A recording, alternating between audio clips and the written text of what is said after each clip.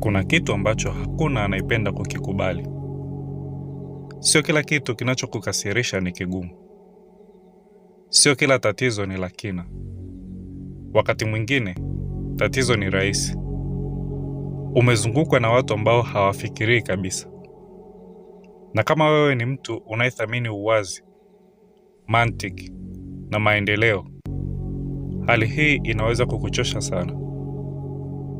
Kwa hiyo swali linakuwa, watu wenye akili wanakabiliana vipi na watu wasio na akili bila kupoteza utulivu wao? Kwa sababu kujibu kwa hisia hakutasaidia. Kubishana bila ukomo hakutarekebisha chochote. Na kujifanya haikuathiri, huo ni uongo. Lakini ukweli ambao watu wengi hawasemi ni huu. Watu wenye akili hawakabiliani tu na ujinga. Wanauelewa, wanaudhibiti na wanapanda juu yake. Usiogope. Katika video hii nitakuonyesha jinsi watu wenye akili wanavyokabiliana na watu wapumbavu. Twende kazi. Namba 1. Hawapotezi nguvu wakijaribu kurekebisha kila mtu. Jambo la kwanza ambalo watu wenye akili wanaelewa ni hili. Sio kila mtu anataka kukua. Na muhimu zaidi, sio kila mtu anaweza kufikiri kwenye kiwango chako. Unaweza kuelezea kila kitu kwa uwazi. Unaweza kukirahisisha. Unaweza hata kurudia. Na bado hakuna kinachobadilika. Kwa nini? Kwa sababu akili sio tu kuhusu taarifa. Ni kuhusu ufahamu, uwazi wa fikra na uwezo wa kujihoji. Kama mtu hana hayo, hakuna kiasi cha maelezo kitasaidia. Kwa hiyo watu wenye akili wanafanya nini? Wanaacha kujaribu kurekebisha kila mtu. Wanachagua wapi waweke nguvu zao. Kwa sababu kusahihisha, kubishana na kujieleza kwa watu wasiostahili ni kama kumwaga maji kwenye chombo kilichovunjika. Inakumaliza nguvu. Badala yake, wanajiuliza, je, mtu huyo yuko tayari kuelewa? Kama jibu ni hapana, wanajiondoa. Sio kwa kiburi, bali kwa kujiheshimu. Namba 2. Wanabaki watulivu badala ya kujibu kwa hasira. Hapa ndipo watu wengi hukosea. Wanachokozeka, wanabishana, wanapaza sauti, wanajaribu kushinda. Lakini watu wenye akili wanajua kitu cha kina zaidi. Huwezi kumshinda kwa mantiki mtu ambaye hatumii mantiki. Sikiliza. Unapojibu kwa hasira dhidi ya ujinga, unajishusha hadi kiwango kile kile cha vurugu. Na sasa, wewe pia ufikiri kwa uwazi.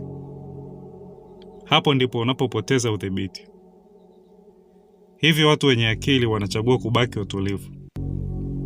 Sio kwamba hawahisi hasira, bali hawaruhusu hisia ziwaongoze. Wanavuta pumzi, wanatazama, wanajibu badala ya kuitikia haraka. Na wakati mwingine, jibu la busara zaidi ni ukimya. Kwa sababu sio kila hali inastahili maneno yako. Namba 3. Wanaweka mipaka bila kujihisi na hatia. Watu wenye akili hawavumilii upuuzi milele.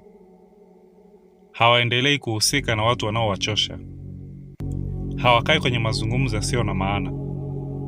Na hakika hawaruhusu dharau. Badala yake, wanaweka mipaka. Wazi, rahisi, isiyobadilika.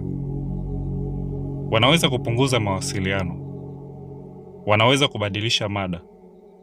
Au wanaweza kuondoka kabisa. Na hapa kuna jambo muhimu. Hawajisikii hatia kwa kufanya hivyo. Kwa sababu kulinda amani yako sio binafsi. Ni lazima. Watu wengi hufikiri kuwa mzuri ni kuvumilia kila kitu. Lakini watu wenye akili wanaelewa. Heshima ni ya pande mbili. Na kama mtu anaendelea kuonyesha ujinga, hasi au kutokutaka kukua, humdai muda wako bila mipaka. Namba 4, wanazingatia kile chenye umuhimu pekee.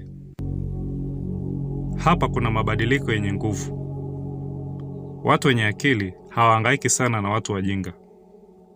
Wanaendelea mbele kwa sababu wanaelewa kitu ambacho wengi hukosa. Umakini ni sarafu. Unachokipa nguvu ndicho kinachokuwa. Hivyo ukitumia muda wako kuwafikiria watu wanaokukasirisha, unalisha tatizo. Badala yake, wanaelekeza umakini wao kwenye malengo yao, kwenye kazi zao, kwenye ukuaji wao. Wanajiuliza, je, hali hii ina umuhimu kwa muda mrefu? Kama sivyo, wanaiacha. Kwa sababu kwa picha kubwa, mabishano mengi hayana maana. Maoni mengi hayana uzito. Na watu wengi wanaokukasirisha leo hawatakuwa na nafasi katika maisha yako kesho. Namba 5, wanakubali uhalisia badala ya kupigana nao. Hii ndio ngumu zaidi, na pia ndio yenye nguvu zaidi. Sikiliza, dunia haijajaa watu wenye ufahamu mkubwa na fikra za kina. Haijawahi kuwa hivyo, na haitakuwa hivyo kamwe. Ukitegemea kila mtu awe na mantiki, busara na kujitambua, utaendelea kuvunjika moyo. Watu wenye akili hawapigani na ukweli huu, wanaukubali. Sio kwa njia hasi, bali kwa uhalisia. Wanaelewa kuwa viwango vya akili vinatofautiana. Na unapokubali hilo, unaacha kuchukulia mambo kibinafsi. Unaacha kutegemea kupita kiasi. Na unaacha kushangazwa na tabia ambazo kimsingi zinatarajiwa. Hii haimaanishi unapunguza viwango vyako. Inamaanisha unarekebisha matarajio yako. Na mabadiliko hayo hubadilisha kila kitu. Umepata kitu?